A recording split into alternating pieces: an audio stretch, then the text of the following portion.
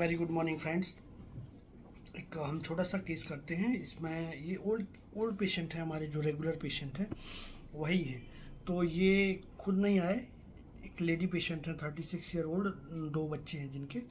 अभी वो पेशेंट आया है, अपने हस्बैंड को उसने भेजा कि आप दवाई ले आइए। तो इसने हस्बैंड ने मुझे कॉल कराया, तो उसने बात तो मैं क्या बोला कि डॉक्टर साहब मेरे दोनों वीडियो कॉल नहीं, ऑडियो कॉल था, दोनों साइड के जो लोअर कान हैं उनके नीचे गांठ हो गई हैं और गांठ से लेके गले तक दर्द हो रहा है, निगलना दिक्कत हो रहा है, निगलने में दर्द हो रहा है। और मैंने पूछा और क्या हो रहा है, तो बोला कि एक जो एलर्जी वाला प्रॉब्लम है ना वो इस साल फिर आ गया। तो मैंने कहा कि एलर्जी मतलब, बोला सर्दी होना, छींके आना, वो हर साल का ये प्रॉब्लम बना हुआ है। वो इस सीज़न में गर्मी के जब स्टार्टिंग होती है तब ये शुरू हो जाता है, फिर गर्मी भर चलता है। और फिर हंसने लगी वो। तो मैंने पूछा कि इससे क्या दिक्कत हो रही है, बोला गले में बहुत ज़्यादा दर्द है और ये हर साल का जो प्रॉब्लम है ये बना हुआ है। और फिलहाल अभी तो ये जो कानों के दोनों तरफ है ना उसमें जो सूजन आ गई है, तो आप समझ सकते हैं पैरोटिड ग्लैंड का बायलैटरल इन्फेक्शन है। तो मैंने पूछा इससे क्या दिक्कत हो रही है, तो बोली कि मैंने कहा कि अंग्रेजी अभी तक क्या किया, बोला कुछ नहीं किया। तो मैंने कहा अंग्रेजी दवाइयाँ क्यों नहीं ली, तो उसने बोला कि अंग्रेजी दवाई मुझे नहीं लेना है। तो वो जनरली मेरे से ही मेडिसिन लेती है। तो मैंने कहा कि ये ठीक कैसे करती हो, फिर बोले कि कभी कुछ ऐसी दवाइयाँ ले लेती हूँ तो ठीक हो जाता है।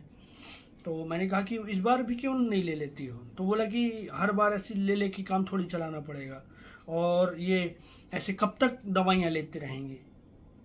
ठीक है, तो दवाइयाँ भी तो नुकसान करती हैं ना, और ज़िंदगी भर दवाइयाँ थोड़ी खाना है मेरे को। तो इट वाज द केस।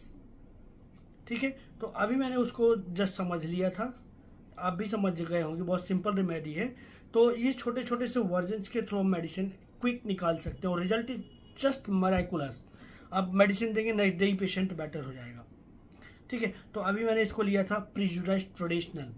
ठीक है, तो हर साल को ये जो बना हुआ है ना, उसका जो रेगुलर टेंडेंसी बनी हुई है, दैट इज प्रिजुडाइज ट्रेडिशनल। तो ये प्रिजुडाइज ट्रेडिशनल आपको समझा होगा।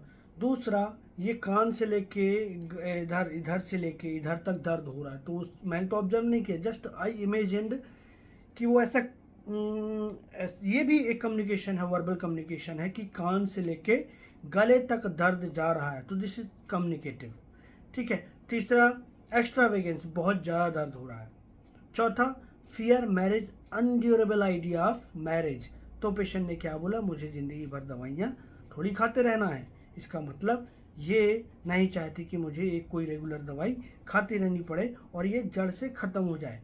तो ये किल डिजायर, सिंपल रूब्रिक लेंगे, delusion, injury, injured is being. तो इन सब में लैकेसिस आती है और उसके बाद भी उसको अब रेगुलर दवाइयाँ खाते रहेंगे तो ये दवाइयाँ नुकसान भी तो करती हैं। फियर पॉइजन बीइंग ऑफ, इसलिए लैकेसिस का पेशेंट फियर पॉइजन बीइंग में है, क्योंकि वो अनड्यूरेबल आइडिया ऑफ मैरिज में है। उसको ऐसा लगता है कि ये दवाइयाँ जीवन भर लग गई तो फिर तो नुकसान तो करेंगे ही। तो जो मेडिसिन दिया था उसको लैकेसिस दिया। लैकेसिस के 30 के 3 डोज देने के बाद उसका प्रॉब्लम, नेक्स्ट डे उसका फ़ोन आता है, डॉक्टर साहब अभी कोई आराम नहीं है। तो मैंने कहा उसको पानी में डाल के ले लो। पानी में डाल के लिया, उसका फिर प्रॉब्लम बेटर हो गया। और वो हमेशा यही सोचती है कि इनकी दवाई से ठीक होगा कि नहीं होगा, जबकि हर बार वो ठीक होती है। ठीक है, तो डाउटफुल रिकवरी हमेशा रहता है उसका। अभी देखिए, अभी 1 महीने बाद की बात है। 1 महीने बाद सेम पेशेंट का फिर से कॉल आता है, डॉक्टर साहब मेरे जो ब्रेस्ट है ना उनमें बहुत दर्द है और ब्रेस्ट निकल नहीं पा रहा है। ठीक है, गाढ़ा हो गया है। तो मैंने कहा कि अभी और, तो बोला कि मैं लेट नहीं पा रही हूँ, बहुत दिक्कत हो रही है, दर्द रेगुलर बना हुआ है। तो फिर आप समझ गए होंगे, मेडिसिन सिंपल है कि ब्रेस्ट से मिल्क निकल नहीं पा रहा है, सीज हो गया है। ठीक है, तो delusion seized as if, number 1 rubric. दूसरा, delusion injury injured is being. तीसरा, मैं लेट नहीं पा रही हूँ, बिजनेस इनकैपेसिटी। तो ओवरऑल ये, अब इस बार मैंने उसको फास्फोरस दिया, तो फास्फोरस के 30 से उसका मिल्क सिक्रीशन वापस हो गया और पेशेंट नेक्स्ट डे बेटर हो गया। अगेन मैंने 30 का पोटेंशियल दिया। तो ये phosphorus, lachesis, hyoscyamus are the close remedy, ठीक है।